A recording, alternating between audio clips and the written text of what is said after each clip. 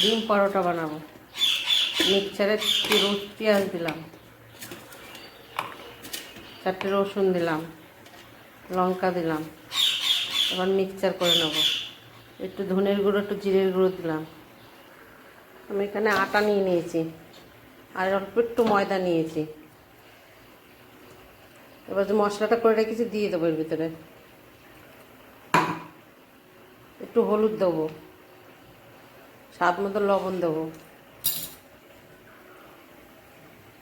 একটু সাদা তেল দেবো,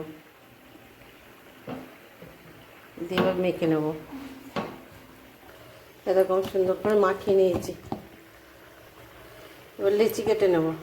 2টো ডিম ভেঙে নিয়েছি, একটু লবণ দিয়ে নেব, একটু তেল দিয়ে দেবো।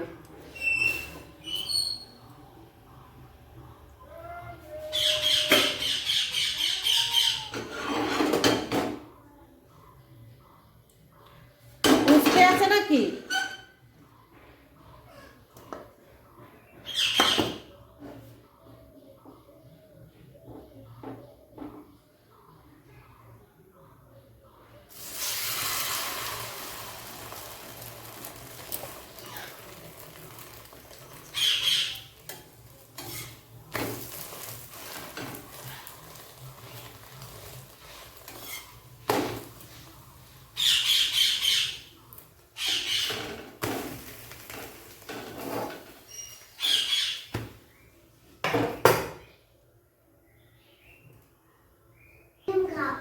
সাদা আলুর তরকারি আর ডিম পরোটা।